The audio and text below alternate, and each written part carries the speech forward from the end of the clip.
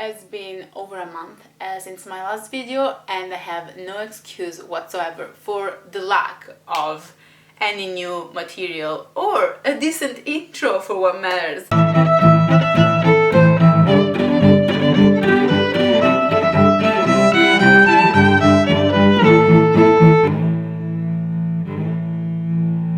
Supposed to get better, but of course this is gonna be worse because it's been again over a month since me last talking to a camera in English out loud. I literally decided I was gonna publish something new this week, and what I was filming today last night, it is a book haul, but it's not the book haul I was referring to in my last video. I did film that, but when I sat down to go through the footage and put it together, it looked hideous, so that is never gonna see the light of day. So I'm just gonna go through the books I got over the Christmas holidays, and one in particular that I got as a present, which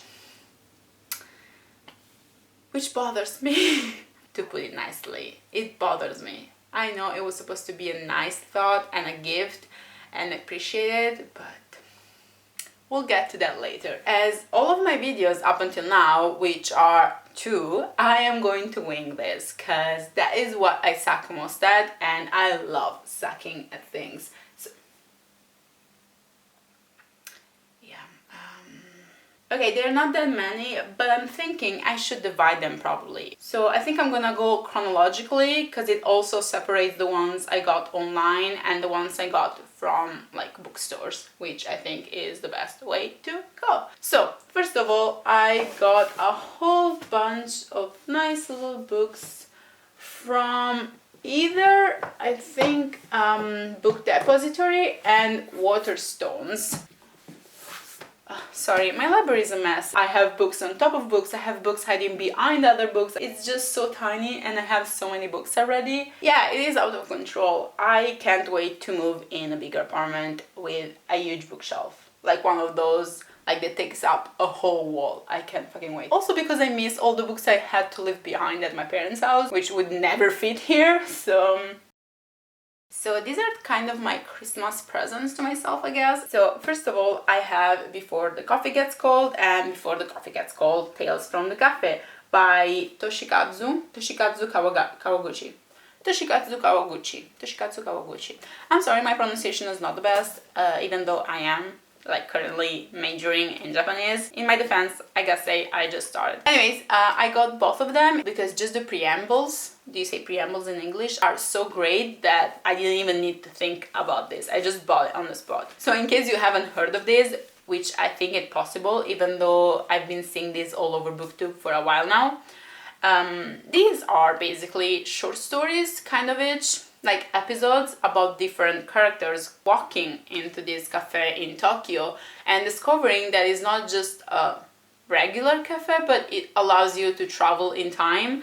And I didn't need to hear more because I usually hate spoiling the book for myself when I can avoid it. Just to know that it's about different people from different walks of life and ages and all that, walking into a cafe where you can like time travel, I was hooked. I didn't need to hear any more about it. Then I got Little Woman, and I don't think you need me to explain what this is about because this has been everywhere for the last century, maybe. But really, I think I got it because I remember loving it as a child. I actually have my Italian copy at my parents', and after the movie came out, a masterpiece in itself, I thought like, hey, maybe I should go back to reading it because I hadn't read it since I was probably 10 or something. But then something funny happened.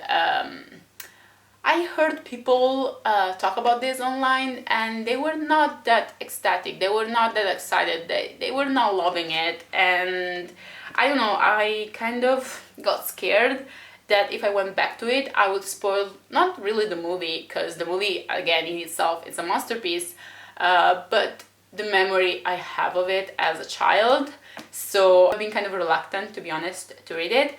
But then I saw this like really, really gorgeous like edition online, and maybe someday I'll get this surge, like this feeling of needing to read it, and I'll have it. We'll see. Then also super late to the party, I got Normal People. Again, I do not need to tell you what this is about. This is one of the major books from the last year over BookTube. And again, I am very late to the party because I usually don't like romances and romantic books and, you know, love stories if they're not like inserted in a bigger picture book, like fantasy novel or whatever. But I've only heard wonderful things about it, to be honest. I've only heard praise. So for both the book and the TV show, and since I really want to watch it because I love anything BBC, to be honest, I need to read the book first. I think it was actually on sale on Book Depository over Christmas, so I was like, okay, now or never. I feel like I need to be in the mood for this. Maybe I need to read a few tragedies before. Even though, now that I think about this, I am not sure this ends well. Because it is British, right? And we all know British kind of have a tendency to tragedy more than the Americans, so maybe I do need a warning before going into that. Then also super duper late to the party, but like, I mean, years and years late to the party, I got Carol by Patricia Highsmith. I don't know why, it just skipped my radar. It just skipped my radar. Radar? Radar. I just ignored it completely. I don't even think I've watched the movie, and usually I watch everything that gets like slightly considered for like an award. So when I saw this again over Christmas on Book Depository on sale, I was like, you know what? Maybe it is a sign. Maybe I never watched the movie because I was meant to read the book first. So in case you are new to BookTube and you've also missed this from a bunch of years back, this is a love story set in, I think, the 50s New York, like 1950s New York, and it's about these two women, one in her 20s, I think maybe she's not even 20 yet, and the other one in her 30s who is also married and has like a normal suburban housewife's life, and they just like run into each other casually and just realize they're like deeply in love. These are the only love stories I could go through, like not conventional one, because I'm so sick of teenage YA love stories. I'm like, no, not anymore. So anyways, once I get to it, I will let you know. But speaking of YA, the last book I got is The Invisible Life of Addie LaRue. In this stunning, in this amazing, in this beautiful, in this gorgeous edition that took forever. I think I ordered this in October. I only received it in December, but I guess, you know, like a little Christmas present for my postman. I do not think I need to tell you what this is about. Again, I haven't been much into YA lately. It's a path I have abandoned when I turned 20. But I have seen people who also are not only into YA talk about this and just have nothing but praise for it. All I know, and all I needed to know to be obsessed by it, is that the main character is this girl who is immortal, but can't leave a footprint of her life. No one can remember her, and probably it's gonna turn out into a love story, but just the idea of it, just the idea of the struggle to want to leave a footprint of ourselves in this world. I don't know, it's something that I've been thinking about lately, especially this last year, and it's something that, I don't know, I think it's really close to me. You don't need, like, again, you've heard about this all over BookTube. Just know that at some point I'm gonna read it, and even though I am super late to the party, because I am always late to the party, maybe just because I don't really want to come to the party, too crowded, but maybe at that point you won't be oversaturated with videos about that book, and you'll feel like talking about it again. I don't know. We'll see. And then, while I was Christmas shopping, I went to this amazing bookstore which had a huge section of English used books, which are my favorite. I love giving a new life to old books. I am a bit particular about it. Like, I don't like books who are too ruined, and I don't like books who have like anything written on it. Like, maybe if there's someone's name on the first page, it's fine. If there's like an ex libris or even like a pen scribble or something, it's fine. I don't mind it. But if anyone has highlighted even like a tiniest thing, and I know it's a big thing. I know booktubers do write on their books and mark passages, and I understand the need for it. I understand the reasons behind it. I don't know, I like my books to be kept in a certain way, I guess. Is this all? I feel like I got more books. Yeah, maybe the other ones were gifts. Yeah, right. I don't know, because I do buy a lot of books. These were awesome finds, and by awesome finds I mean the titles are great and the price was ridiculous. First, I have 2 Charles Dickens novels, Out of Times, and then I have David Copperfield. Why did I get them? First of all, because I paid $2 each, I think, something like that. And second of all, I love old editions. Awesome! It stopped recording and I don't know where. These were the last ones I was talking about. Ken Follett, Pillars of the Earth, and Word Without End. This one I got because I loved it in Italian, and I thought, you know, maybe someday I would like to reread it, because I am a huge rereader. Like, huge rereader. And sometimes, most of the time, I hate that about myself, because I don't want to say wasting, but I am using so much time and energy, especially time, to reread books that, yes, I love, but I've already read once, or even more than once sometimes, when I could read something new. Especially because I always complain that I don't have enough time in this lifetime to read all the books I want to read. But in case I don't want to feel guilty about rereading that, I also got Word Without End. I've never read this one, so I thought maybe, you know, if I want to reread that, instead of rereading that, I could read this one. So I would feel a little less guilty.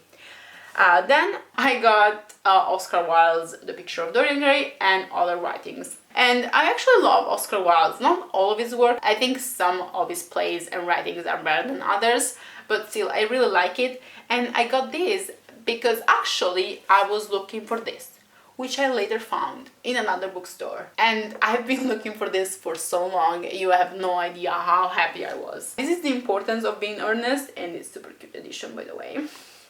And this is my favorite, I think, work. Like, it's for sure my favorite play, not only from like Oscar Wilde, but it's probably my favorite play ever. Like, I love it. It's just so witty, so smart, so funny, so it's everything you need a comedy to be. I love it. And for some reason I can't find my, you know, original, my first copy. I think I must have like borrowed it to someone, because every time someone is willing to listen to me and my advice, I will tell them to read this. Like, this is one of the things I'm always suggesting to people. Anyways, so I can't find it anymore. I don't know who I landed it to. Probably someone from like high school, you know, whom I've never talked to since. So then what I saw was this. This is, as you can see, Mary Shelley's Frankenstein, but the 1818 text. Why the hell did I not know this was a thing? So this caught my eye immediately, because Frankenstein is probably one of my favorite works of fiction ever. It's one of my favorite classics for sure. It's just, I love it so much. Like, I can't say for sure it's my favorite book, because I have no idea. I couldn't pick one favorite book, but it is one of my top favorites. I think top 5 for sure. Anyways, I love it so much, and I've also studied about this in school. Like, my love for these books comes from my professor's love for this book. She was obsessed, and the way she talked about it, it just made me love it even more. Point being that even though I've read it, I've loved it, I've studied about it intensively, I had no idea there was an 1880 text. The first draw of the book. Like, the moment I saw it, tears came to my eyes. I'm just gonna read the back page super quick for you, because my words are not worthy of this. It says that this original 1880 text preserves the hard-hitting and politically charged aspects of Shelley's original writing, with its strong female voice and unflinching wit. And again, it demonstrates her commitment to carrying forward her mother's ideal and places her in the context of a feminist legacy rather than the sole female in a company of male poets, including Percy Shelley and Lord Byron. Where have I been living? Like, a more feminist view to all of it? And in case you had no idea, her mother is the reason, the idea, the everything behind feminism, and that is Mary Wollstonecraft. Super quickly, because this is not the topic of this video, I am gonna make a whole video about it, believe me. When I say that Mary Wollstonecraft was the reason and the person behind feminism, is because her A Vindication of the Rights of Women is the definition of feminism, if you want to put it that way. She wrote this book when feminism hadn't even been invented as a word. It didn't exist. And still, she wrote about the role of female in society and how it's important to give them more space and more freedom, given the context and the time in which she lived and wrote. Goddess. She deserves so much more recognition. That is for some other time. We'll talk about it extensively. And lastly, also from the same library, a book that I didn't really get myself, but it wasn't even really a present. It's a book I saw and I fell in love with. I needed to have it, but it was a little bit too expensive for me, and I felt already guilty enough about all the stuff that I've been buying. My boyfriend saw me. He just picked it up from the shelf and went straight to pay for it and just gave it to me right there and then. I love him for that. Murakami's L'assassino del commendatore. It is like gorgeous. Not only it's like a really stunning hardcover, but it is like a limited edition illustrated. To be honest, I'm not even sure what the book is about. Like, I read the synopsis on the back of another edition of this, but I don't care that much. Like, I have a huge love for Murakami. I know he's one of those like authors you either love or hate, and I love him. Like, I love him immensely. I have hidden behind here. I have most of his work. Not all of it. Someday. I want to end this video with the main issue. My Christmas present. It was one of my mom's present, and I know that she did it out of love and that she did it because she thought I was gonna make me so happy. Anyways, without any further ado, let me introduce you to my latest edition. She really thought this was gonna make me so happy. She thought she was being so smart and so smug. She thought she saw it before I even saw it, because I think she asked my brother to come and see if I had it. She really was meaning well. But let me give you a little bit of backstory here. When I was 14, once upon a time, and in middle school, this huge phenomenon took place all over the world, and actually I think possessed most of the teenage girls at the time. Probably you've never heard of it. We all erased from our memory in shame, and rightly so, but that was Twilight. And in case you haven't heard of it, it's basically this horrifying, atrocious saga about vampires, which, to be honest, to be fair, is kind of an insult to vampires. Bram Stoker has probably been turning into his grave for the past decade. Every time a girl said she wanted to fall in love with a vampire, I don't know. Anyways, it was about this teenage girl. Even though she was the least relatable of teenage girls, we all thought we were her for some reason. But yeah, anyways, jokes aside, I know my mom meant well, and I know she thought she was gonna make me so happy and give into my nostalgia or something, because except for the first two books, which I bought, the other two I got gifted either at Christmas or at my birthday, I think, because they would come out around Christmas, so something like that. Back home, I have all of them. I have all four books. I have the Brief Life of Britannia, whatever it is called. I have the guide. I have the other one, like Infernal Dances or whatever it is called. I have all of them. I don't have the graphic novel, because I think they made the graphic novel. I think when I turned 16, I was so done. I was so over the whole thing. I was so ashamed of myself. I still went and watched the last two movies at the theater, I'm not gonna lie. I guess I did it more out of curiosity and nostalgia and needing to close this chapter of my life, and to be honest, I haven't watched them since. No, okay, I'm lying. I did watch Twilight once more, I think a year ago. I just wanted to have my boyfriend watch it because he had never seen it, and I just wanted to make him feel the pain that he had been missing on. And I swear to God, I kid you not, it was the most cringe experience of my life. It was so bad. But yeah, I haven't watched the movies other than that one exception ever since. And I just forgot about it, like every other person in the world did. Like, we just put it aside, we just moved over, it was done. It was done. It was bad enough without having to think about it. Why? Why would she want to do this to us and herself? We had all moved over. The world had finally forgotten. Not forgotten, never forgotten, but maybe forgiven. It was done. It was done. We had passed to the light. Why would you bring it back? Why? I'm so mad. Why? And now, I feel like I can't get rid of this. Like, I can't get rid of the other ones because they were presents. And those ones, they kind of like meant something at the time. They kind of shaped me into the person I am because they made me cynical and very critical of everything I read, I guess.